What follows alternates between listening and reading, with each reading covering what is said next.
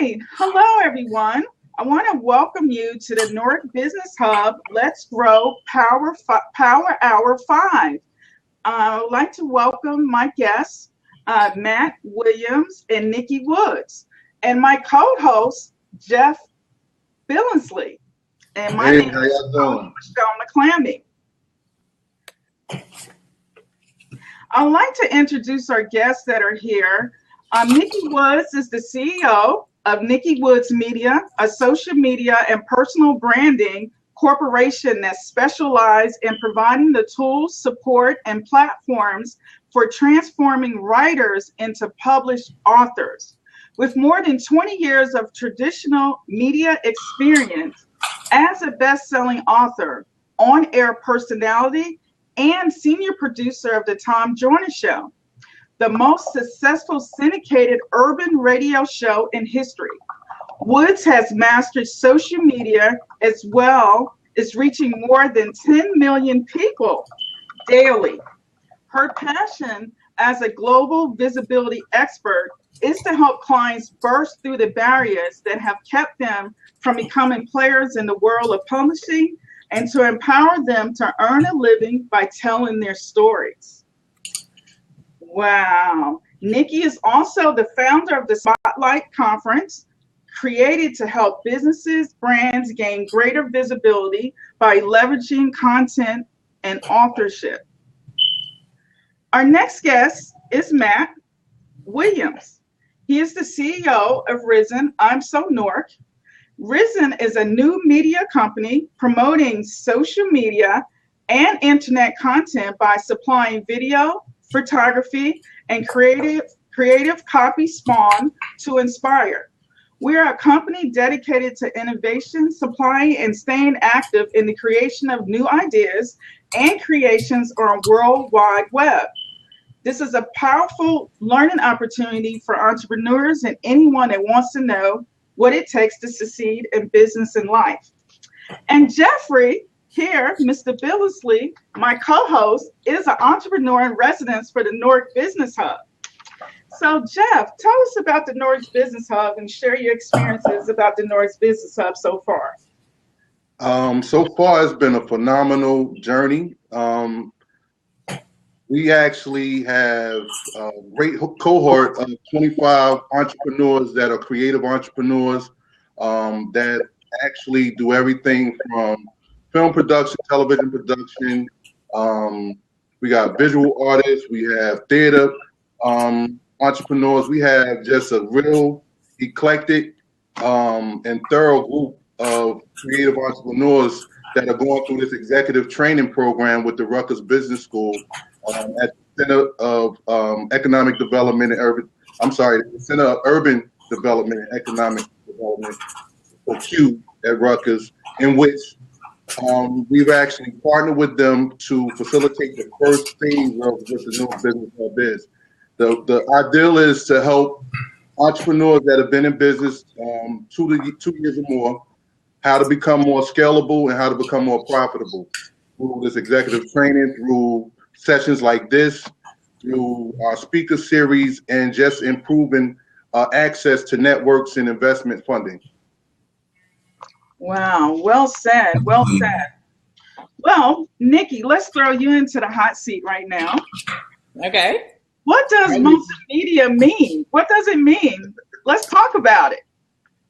Well, to me, multimedia just means using different forms of media, the variety of platforms that are now available to us through social media, but also still using traditional media, leveraging them both to either grow your platform, gain greater visibility, more clients, whatever the more is for you as an entrepreneur or brand. Multimedia, I think, just means the variety of platforms and how they work together to grow that. Mm-hmm. So what would you recommend increasing your social media following? What multimedia avenue do you think is the best for creative artists to use? I think it depends on where your tribe is. I think that we get caught up kind of in what we like. and what medium we prefer, or what platform we prefer. But really, it's about going to where your audience is and where your tribe is and engaging and nurturing them there. I'm a Twitter girl. I love Twitter, but a lot of my audience is on Facebook. So I really had to get comfortable using Facebook as a platform in order to engage and nurture my audience. But I also think it means using a variety. So if, Twitter over Facebook, but also incorporating maybe an Instagram and also a YouTube, so they get that layered experience. They get the video, they get the pictures, they get the text, and then sometimes even a podcast, thrown in there just so they can get the audio too. So layered experiences, I think, are important. Yes, I do agree. A lot of people, they stay on Facebook, but I mean, come on, guys, we have so many avenues that you can really grow your business. You got to branch out and venture and get uncomfortable and learn something new to spread the word about your business. Do you guys agree? Yeah, one thing that I definitely will say is that I was the reverse of what Nikki said. I'm more on Facebook than Twitter, but I've changed all that because I've merged all of my social media. So when I post on one spot, I can post on like 3 spots at one time. I think it's important to be able to try to reach as many people as you can, especially if you're giving out some important information or you're trying to bring attention to an event or something, or product or service you're offering. I think we have to be very smart in regards to leveraging all the access we have in this medium. No, absolutely. And I was talking to a client of mine who happens to be 70-ish, and she was like, "I'm going to open a Snapchat account," and I was like, "Why do you want to be on Snapchat?" And the only reason she wanted to be on Snapchat is because she thought it was like the hottest place to be. But her audience is truly reflective of who she is and where she is in life. And I was like, "There's not a bunch of your audience members just hanging out on Snapchat." And so it really would be just another thing to do for her. It would have no benefit in growing her audience. So I agree. I think that you should try to reach as many people as possible, but you also need to find out where your people are and spend the majority of your time there. Okay. I agree. We have a question from audience. I wanted to know if you had to merge everything. My feelings, I can first, is that I don't think so. For me personally, as a social media consultant, I think it's important to offer variety. I like to tell my story in several different ways. I think when you do add it, it gets the job done. I'm not going to dispute anybody wanting to do that. But I think if you take the time and really be creative and tell a story on Twitter, share something on Instagram. If Snapchat is your flavor, use Snapchat and showcase your pictures, or really tell a great story through video on Facebook. What do you guys think? Well, I mean, I think that merging can be dangerous. I mean, I'm all for automating the process, but I think that different platforms respond differently to automation. I think you can automate on Twitter all day long and you don't necessarily see an adverse effect. But I think that when you automate and you merge all of your social media, you're going to lose some engagement, especially on places like Facebook and LinkedIn, platforms that really want you kind of hang around and spend time and to like every post and to respond to everything. And so it really gets tricky when you just push send and it goes to all of your networks at one time. Mm-hmm. What do you think, Matt? Yeah, I agree. And when you say merge, using an application can be good. I mean, it's according to how much you're publishing to Facebook, to Twitter, and other social networks that you may be connected to. We used to merge our Twitter with our Facebook, and we ran into issues eventually. Of course, because of Twitter limitations, and Facebook, you can just about post anything. I think Twitter's 140 characters or so. When you're trying to post, you're only allowed 140 characters. And then on Facebook, sometimes, we tend to write books or several paragraphs on our postings. But the key is to keep a clear message and make sure your message is the same across all your platforms. That's one thing that we found it was hard to do, because we had like 3 different people that were updating our Facebook and Twitter. And then I began to notice that there were different messages, or somebody would post something that didn't have anything to do with what we did. Now, I'm so Newark, for instance, we were all about posting positive multimedia. We're also always about posting positive messages and news, so to speak. So one time we kind of like got in a gray area, and we were posting about some things that were going on in the neighborhood in South Ward. And I said, well, this is not really our message. This is kind of negative, not too negative, but we really had to keep it in and focus to what our message is. And what, the platform technology is going so fast, and everyone's like, you can use this tool, it'll bring all of your social media together. And just in a nutshell, to answer your question, I prefer to post independently. And now you do have schedulers where you can just, you can post for the next month on some of these platforms, and you don't have to worry about going back. But even then, something may come up. If you're in the news business or in the service business, you may have a new service that come out. So you have to remember that you can't just sit back and say, okay, I'm good for the next 30 days. Because if you have a new product that just automatically came out 2 weeks from now, you have to go on and post and still keep the same message and figure out what's strategic. Like, where is it strategic that you should put in your post that you have some new line of cookie that's out, or a new line of cake that's out, So I was all over the place, and I'm not going to apologize. No, we want to Blab. I think it's an interesting point with automation, because I think that people forget that life happens, right? So just apart from strategically posting about your business or your brand, things happen in the news that if you're on automation and you're not paying close attention to, it can seem insensitive if you just remain on automation when like a plane goes down or a boy gets shot, in your neighborhood, and you're not responding in whatever way your brand would respond to such a situation. And a lot of big brands get in a lot of trouble because people are watching them. Oh, yeah. And so as your brand and your platform grows, you have to be really cognizant of that as we and I think that we really have to remember that social media is about being social. It's like we're trying to fit so much into a 24-hour period that we want to automate and we want to merge, but it really is about being social. It's the new way to network. And just like you wouldn't want to automate your offline networking, sometimes you have to really be cognizant of how you're operating online too.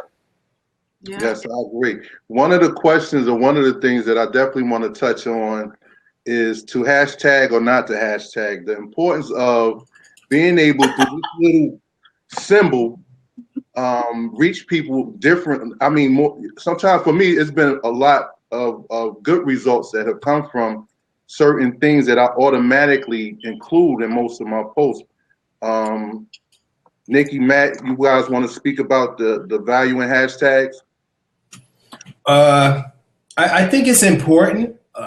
I think before we do anything, we should, get on a Blab session about social media and find out what we should be doing. Really, I mean, I know what a hashtag is, right? And I know what it's used for, but sometimes I still go to the internet and, like I'll go to Google and say, Google, what is this? I worked mainly with nonprofits for the last 13 years. So we would focus on things that were going on in the community. I did some research and saw what famous people were interested in what we were doing. Kelly Osbourne was interested. I could tell by her post. I could see what she gave money to. So we began to tag her in, and then begin to hashtag some of the things that she was like talking about throughout the day. And she retweeted what we had tweeted. And that's what we were looking for. we were looking to let other people know. That's what the hashtag is doing. It's connecting outside of your box, so to speak, and hoping that these people will continue your message and increase the virality of your message, and also to make it go viral. So I think it's very important, but I think it's important to know what you're doing. You know, I think, and some of you guys may debate this, but I think that sometimes you don't want to bring in the attention of some people. You know, it's like, I don't want these people to know what I'm doing right now. I'm not even going to bring them in. You know, or it may get confusing. Like, you know, if I'm selling, it's hard to get. Oh, if I'm selling computers, right?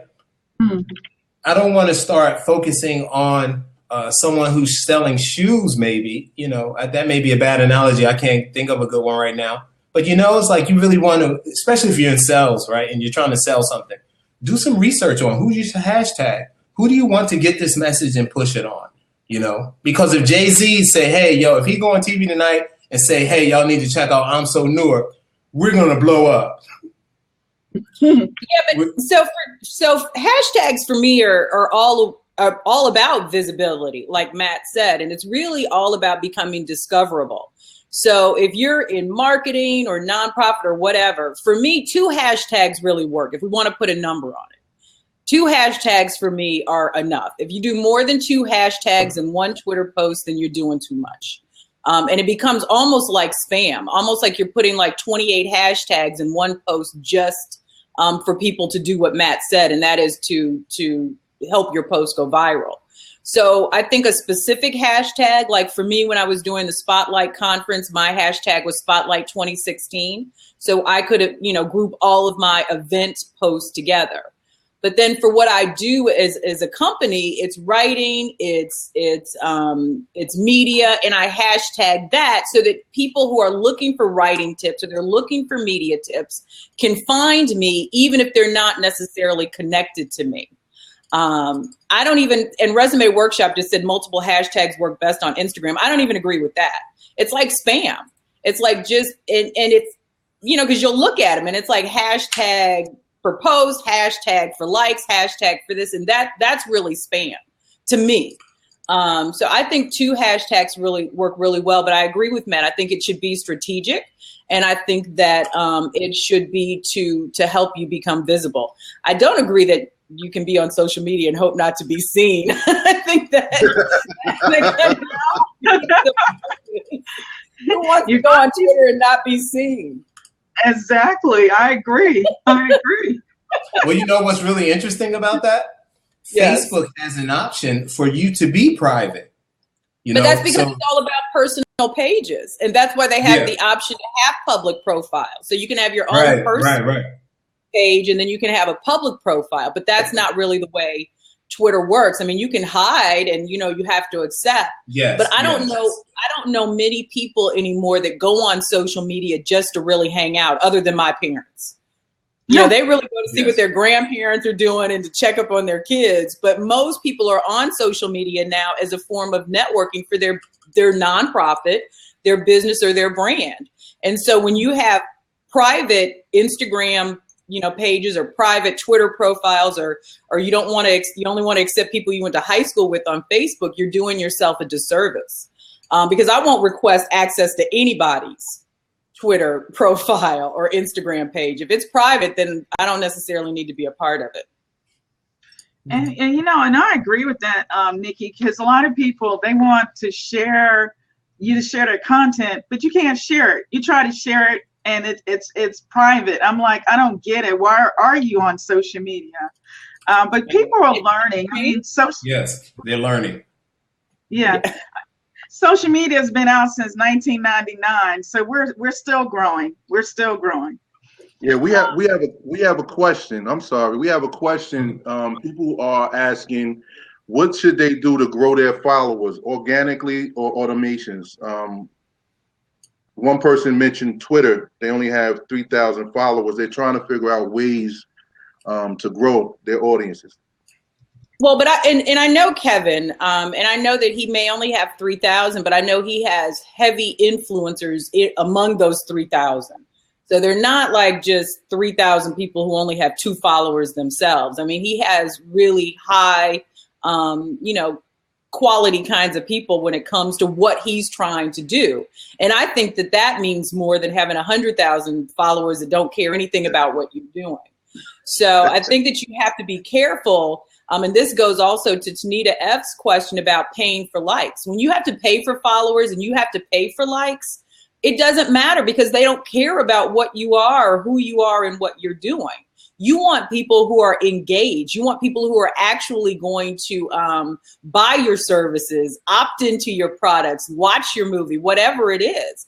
And so I would rather have 3,000 highly engaged or high influential people than 100,000 people who don't care about what it is I'm doing or what it is, my business does. So I think you have to be really careful about that. But I agree with Matt. I think that that when you share what you do and you just provide great value about what you do in life or what your business does, that's when you get the followers that matter.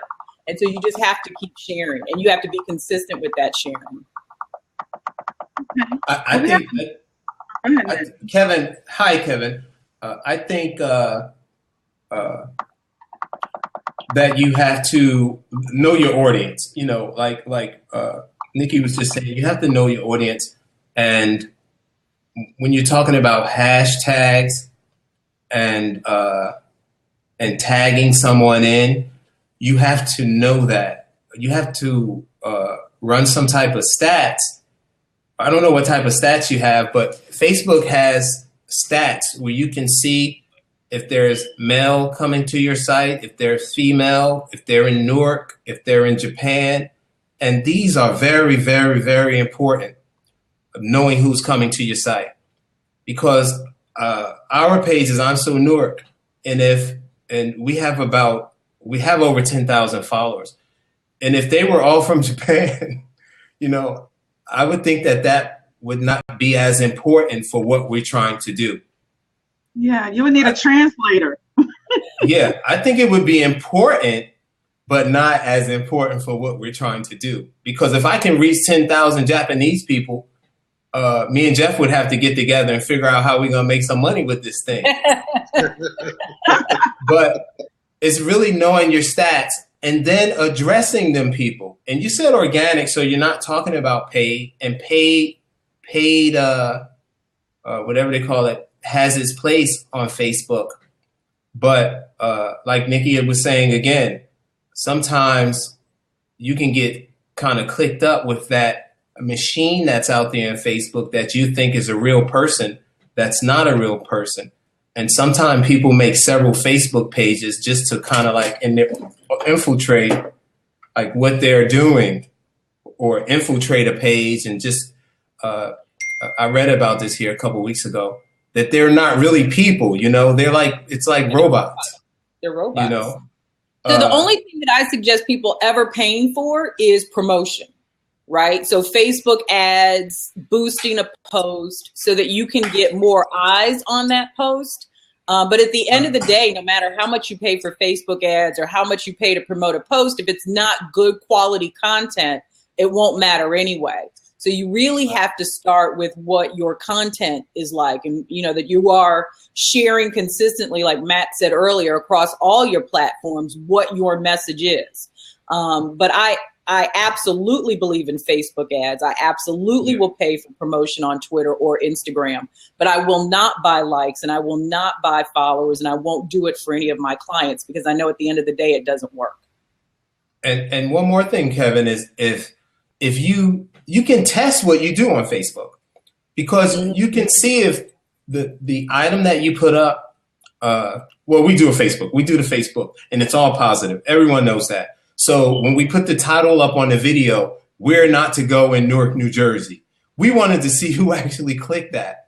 And there were a lot of people that came onto the I'm So Newark page just being nosy, and they voiced their opinion. Like, "You so-and-so, I thought you were going to show me some bad parts of Newark." They were really mad at us, for posting that video, which once again, we didn't care.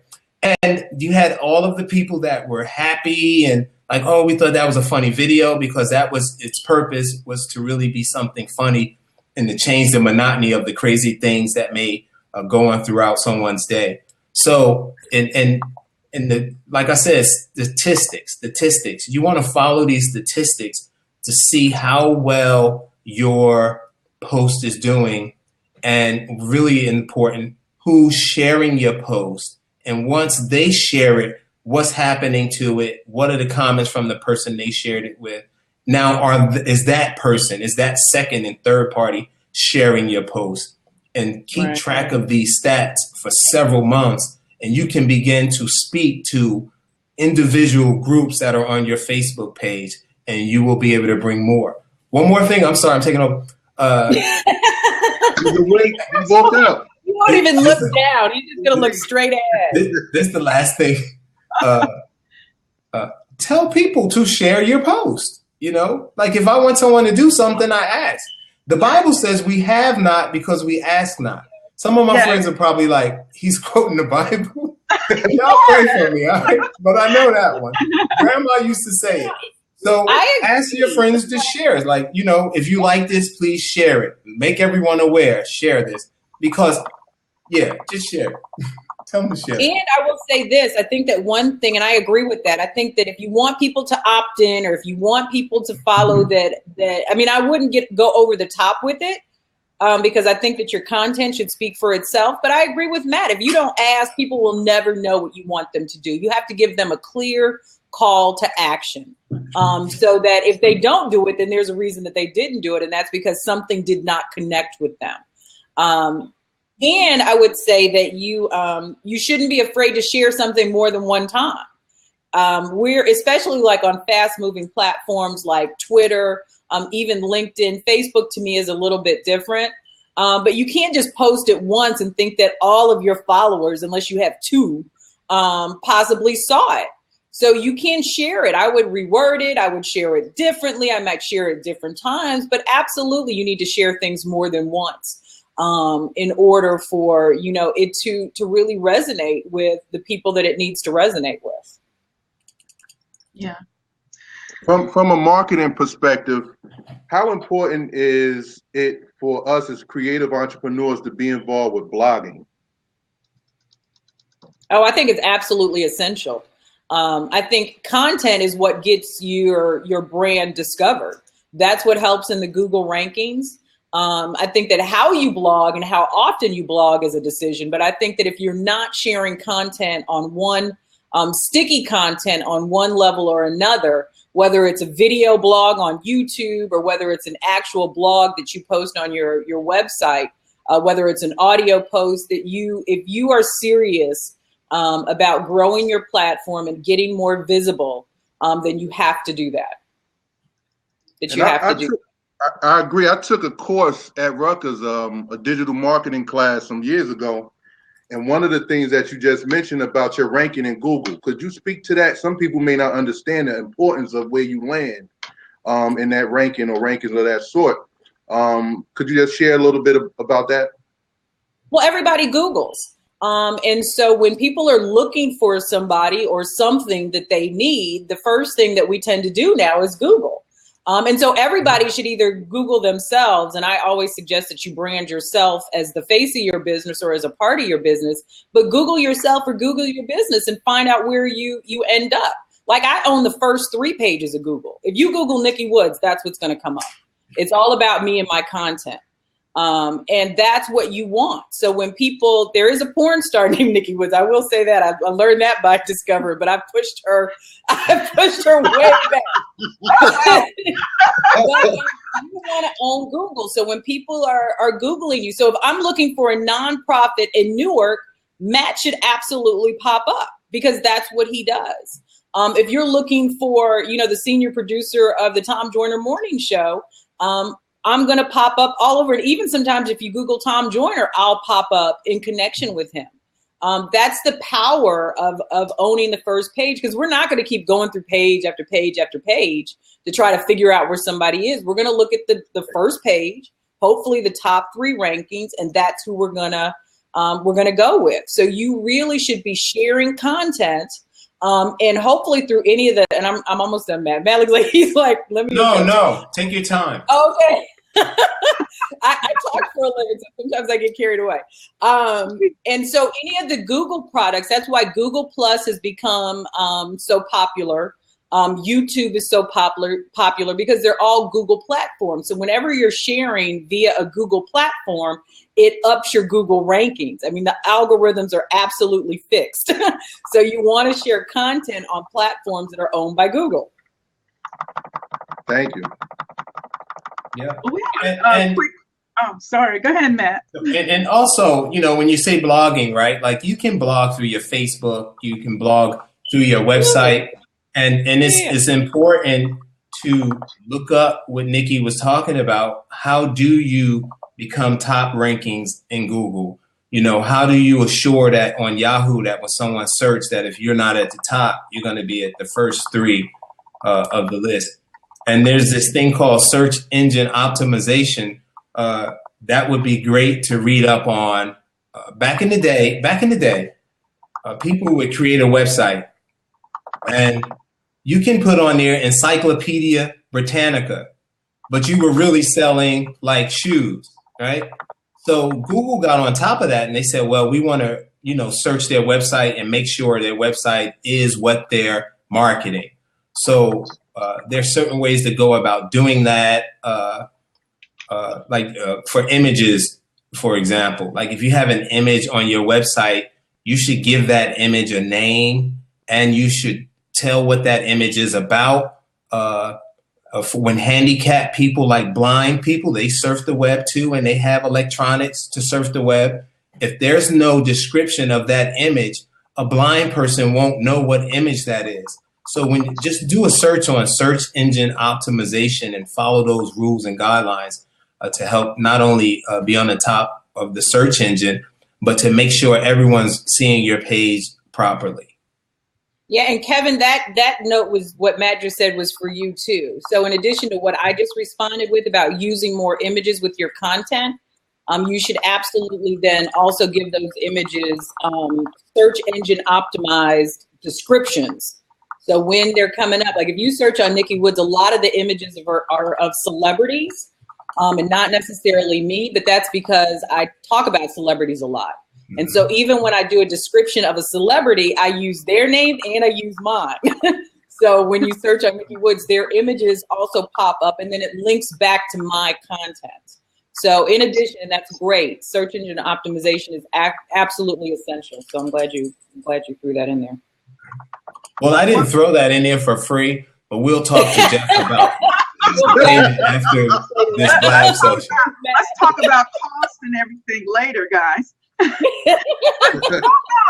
about Periscope? Is Periscope considered video blogging? I know, Nikki, I followed you in the mornings. You do it so early, so 4:30 in the morning, too much for me. The thing that you have to worry about with Periscope, because I do not consider it as is a video blog. So Periscope is designed to disappear after, I think it's 48 hours maybe. So if you don't either save the video to your camera roll on your phone, or if you don't use a service like Catch, like #Catch, your videos just disappear. So people couldn't find them even if they wanted to. So what I do with a lot of my Periscope videos, especially if they're just, I'm not just popping on to say, have a great day, but if I'm actually training on something or giving tips about something, is I save them and then I upload them to YouTube.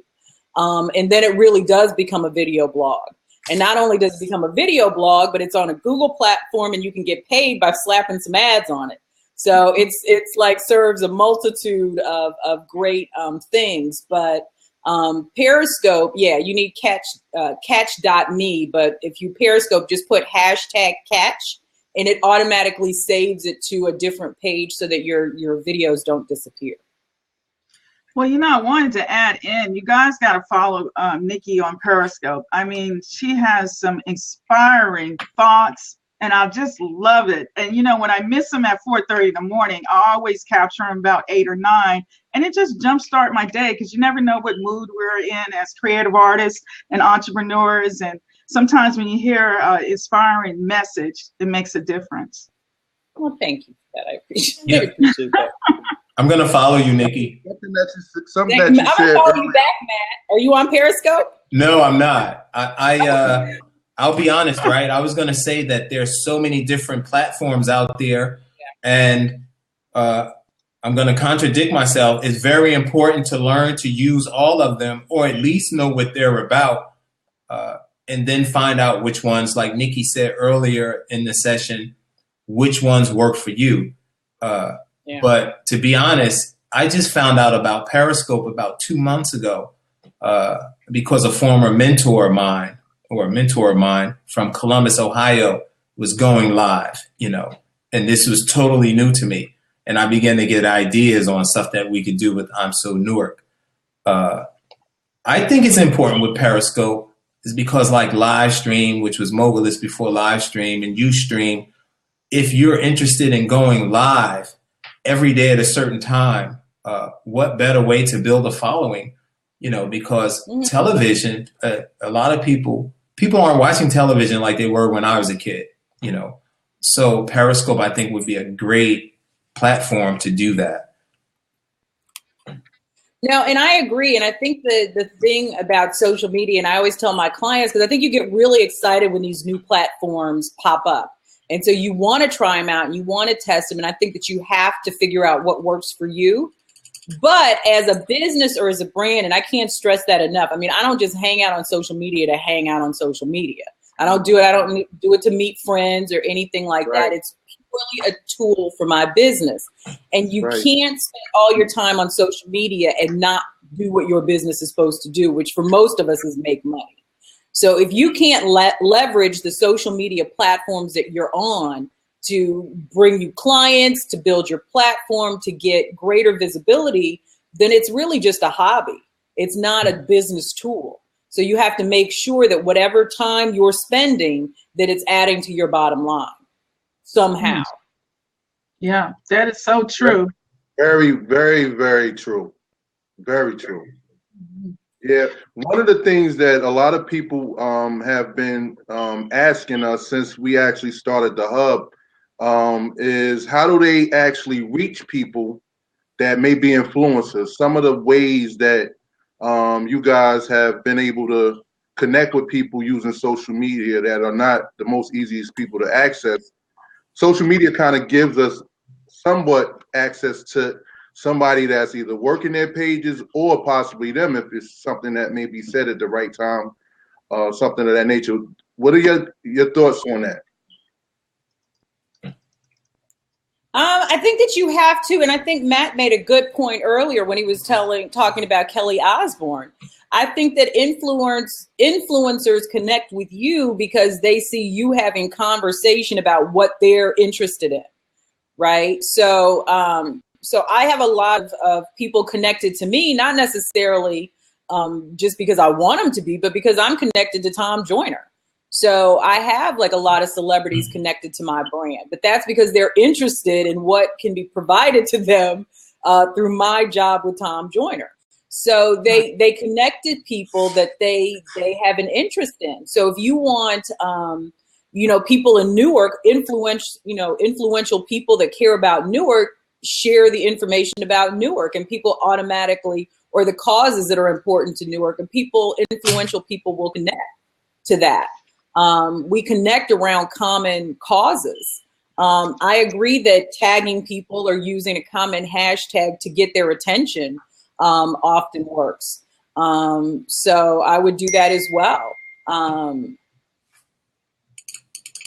son just sent me a text. I was like, what is going on? So you do that as well, but people connect around common causes.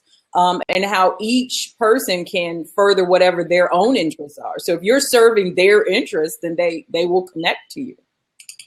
Mm-hmm. One of the other things, and I know I'm asking a lot of questions, but I think it's important. One of the things that the Newark Business Hub is designed to do is to take our reach with our services and products globally. And using social media, is there any specific things that we should be doing more of to have a bigger reach globally as it pertains to being able to reach people, not just to interact, but to potentially procure and gain new clients through social media marketing. What's the difference from just targeting national audience versus reaching the global audience? Well, social media is global. So if you're just sharing what your business interests are, then there really is no limit, on who you reach. I think that you have to be very intentional in your marketing and your branding. I mean, for Matt, his audience, is Newark, or people that care about Newark, whether they're still living there or not. And so, his whole thing is in the name. So you have to be very intentional about that. I will say this about social media. I think the best way that I use social media to build my reach is to use social media to build my email list. So I'm always talking about free trainings, free downloads, free whatever to grow my email list. If I only had one business tool that I could keep, like if I had to move to an island and I could only take one thing with me, it would be my email list. Everything that I do, all of my programs, all of my whatever, my paid coaching spots are filled through my email list. I use social media and blogging and other tools like that to build my list because that's how I get paid. So I always say you have to figure out a way to use social media to capture people's information. When people give you their email address and say, inbox me directly, they are a super engaged fan. And 9 times out of 10, they will support you with their dollars. That's just to reiterate. Am I echoing? A little bit. Yeah. I think you sound great, Matt. Thank you. What she said about email lists is very important. So, whatever you do, if you hold a function, event, begin to collect email addresses. That's like a hard email right there. And also digitally, if you're doing something online, always give the option to allow this person to subscribe to your email list in case you want to reach out to them, because what we were talking about earlier is statistics and data is very important. I've been collecting email addresses for quite some time. Back in the day, email addresses changed a lot, and you might email someone and it'll bounce back, and then you had to go and manage your email list. That still happens today, but a lot of people keep the same email address. Some people have the same Gmail account they have for the last 5-10 years even. So or AOL. Or AOL, yes. What is that again? AOL? No. AOL. So I think that's very important. I think I have a huge list, I take it serious. I have a list of about 8,000 names, and it's in an Excel sheet. And then I have a tab that says people who work at NBC Studios, people who work at ABC Studios, people who work for the Newark Star Ledger, people who work for Sounds of Brazil, entertainment industry. And I add, and if I ever need to reach out, I could actually reach out to just the people that work at networks like ABC, NBC, CBS. So if you continue to collect data, if your webpage don't have a way to collect data of people visiting besides the statistics, because you do have data, I don't know if you know it or not. So check the stats and give me an opportunity. Hey, I like your page. Is there a way that you can send me updates, or reach out, send me an email of the updates to your page? I think that's very important. That was for you, Kevin. Well, this is oh, go ahead, Nikki. I was going to ask. Let me ask this quick question real quick. Now, okay. As far as the emailing, people like to do email campaigns. But what is the best way to put your title? Because if you notice, our emails are going into spam, or they're going into another folder and no one never sees your content. So do you have any suggestions, guys, as far as how you can title your emails and they could go directly into the inbox? Well, I think one of the best ways that I do it is to put the RE in front of your message, like you're responding to something. For whatever reason, that's like the new way to keep it from going to spam. Wow. But when people are engaged around your content, they are looking for it. So like if I offer, like I have a free training tonight on writing a book. And so I'll have people like if I send out, you know, and they opt in and they don't get that confirmation right away because they're waiting for that information, they'll email me back and they'll be like, well, I didn't get it. And I'll be like, check your spam folder. And sure enough, it's there. Really, content is everything. When people are excited about what you're sending them or what they're waiting for, they will be highly engaged and involved in making sure they get it. I mean, you really want to be answering somebody's need.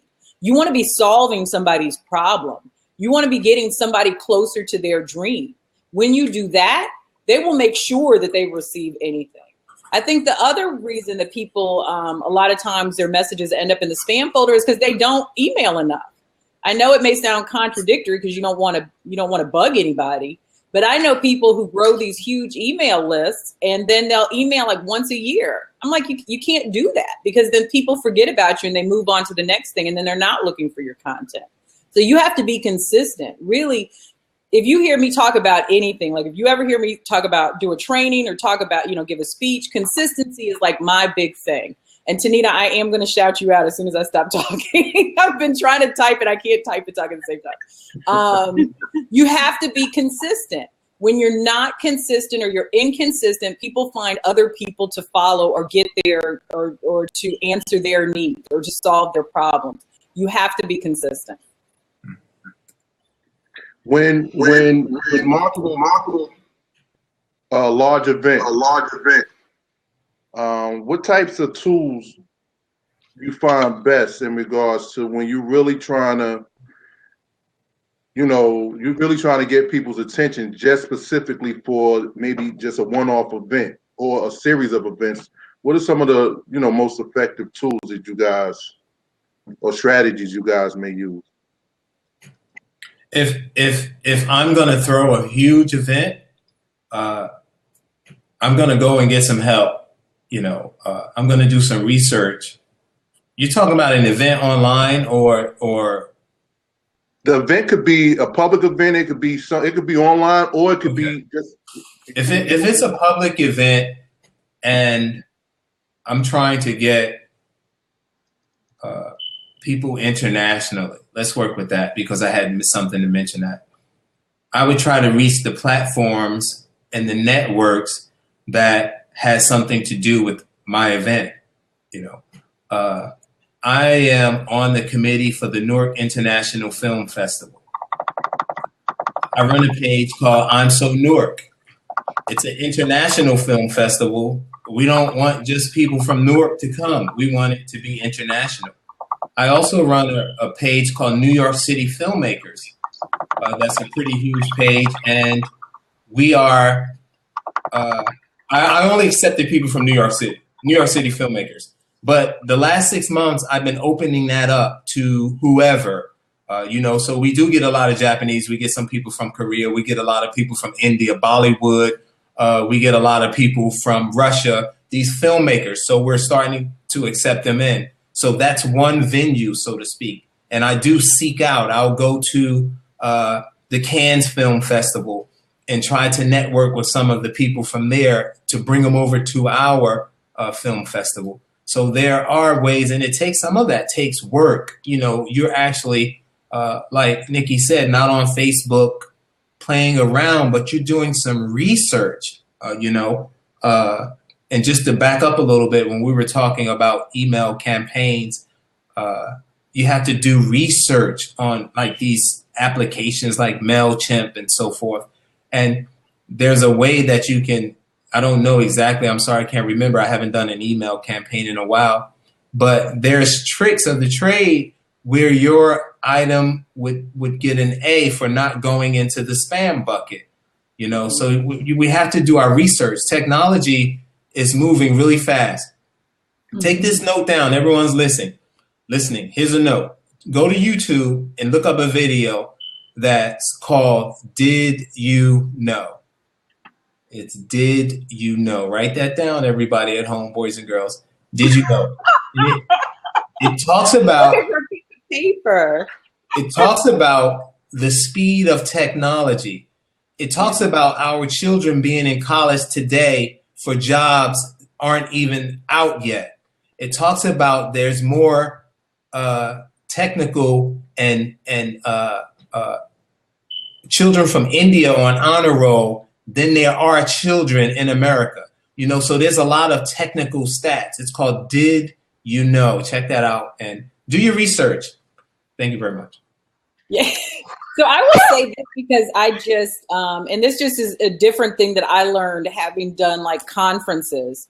So I did my first major conference March 18th in Dallas. Like I had done small live events, you know, but this was my first major. And it was responsible. This conference was responsible for generating 95% of 2016's budget. Right. So it was like really important that I got butts in the seat so I could upsell them. So one of the things that I did that is like really, really popular, and I didn't know how successful it would be, is I created a brand ambassador program. So I had 20 people that signed on to be brand ambassadors, and for a month to a month and a half, their main job was to sell this conference. So it wasn't me telling everybody you need to come and, you know, be a part of this conference because I'm throwing it and I think it's going to be great.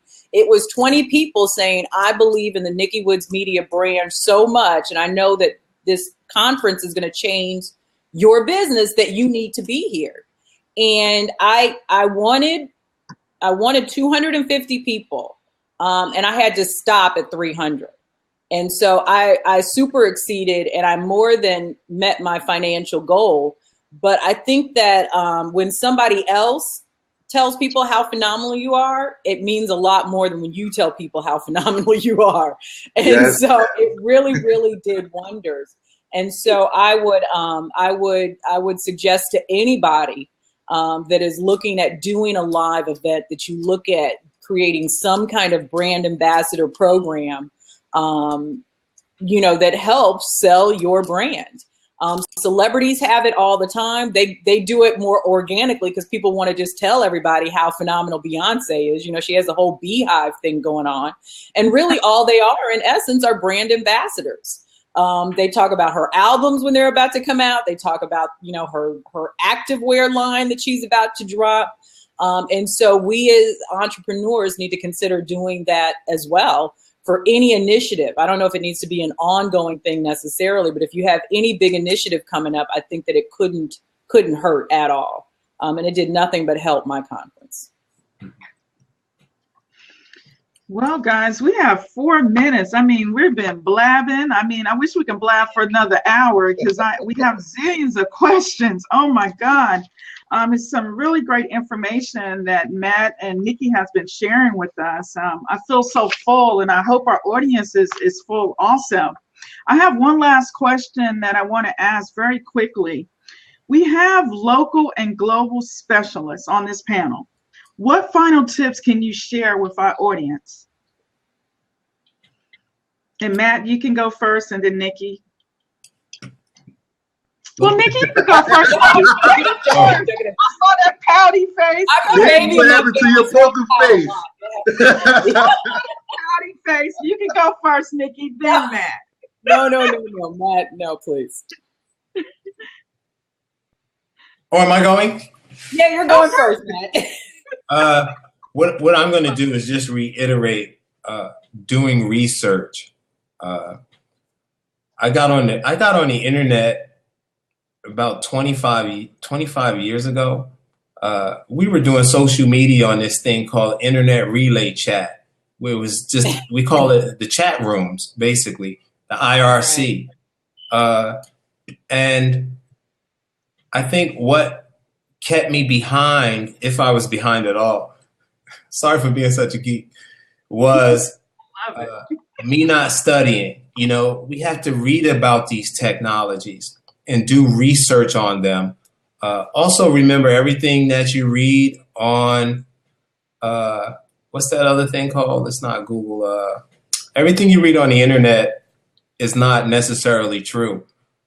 So I do a lot of research. I get magazines and read about social media. I go to Mashable.com. I go to the Huffington Post and read about social media and technology. I look up on YouTube. And sometimes a lot of these teenagers are coming out with these different applications that are applications that might be important to me next year. So I'll read about them and then kind of put them on the back burner. And just if you're running a Facebook page, lastly, like Nikki was saying, content is king. Put some content out there. Find some people that are interested in what you have to share or give away, and then sell, Jeff. And reach out to them and continue to give them something so they can give you something in return. Lastly, videos are very important. Show somebody a video about your product. What do you do? Like Nikki said, you have a name. When we search Google, can we find you? Do everyone know what you do? Put a video out. Share it first with your family, friends, and then, begin to make that thing go viral. I'm done. So I absolutely agree with everything Matt said. The last thing that I haven't said, and I just want to throw it in here because I think that it's really important. I think organic is great, but I think that we also have to give professional its proper place. So everything that we do does not have to be shot with an iPhone. Every picture that we post as our profile pic should not be shot by your girlfriend leaving the club. If you want to be in business, then you need to present yourself as being in business. So you will see a good mix of videos for me. Some or just a Periscope video where it's 3:30 in the morning and I just got to work. But I also pay videographers to do marketing campaign videos for me too. So you have to be a business. This is not, and I think hustling is great, but I don't think that you should always show up like it's just a hustle or a hobby. Businesses, we're incorporated, we have our tax stuff in line. You have to be a professional too. And so I think that it makes it easier for your client to say yes, if they know that it's not going to be something that is done as a hobby. So I think that's the only thing that probably hasn't been said today. And so I just want to leave with that. Could you guys please type in ways that people should contact you or should reach out, or something that you may have as the easiest way to share what you're doing? You can just Google me. You can just Google me. I'm Nikki Woods everywhere. My website is nikkywoodsmedia.com. But my mom joined Facebook so she could talk to me. So it's easier to tweet me or something than it is to call me. But I would love to connect with whoever, wants to connect. I think this really is the new way to do business. And I want to thank you, Jeff, and you beautiful red lipstick lady who I've been like jealous of this red lipstick the entire time.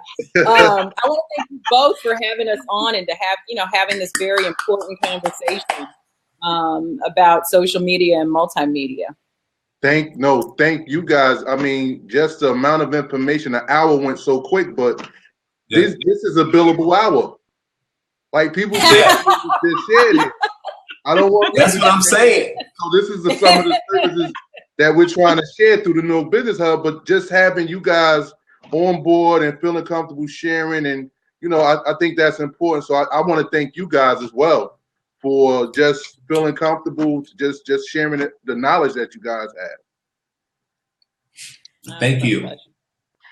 Well, I want to do a special shout out to our cute family, Lanier and Jasmine, our entrepreneur in residence, Kimberly Williams, Tamara Fleming, and as you know, Jeff Billingsley has been my co-host today. And we have 23 other fellows in our program, and it's just a special shout out. I hope that this Blab was very, very informative for you guys. Stay tuned. We have some upcoming Blabs and lecture series coming up. Go to our website. You'll learn so much about the Newark Business Hub, and that's www.newarkbusinesshub.com. And that's it, folks. Have a good day. Thank you. Peace.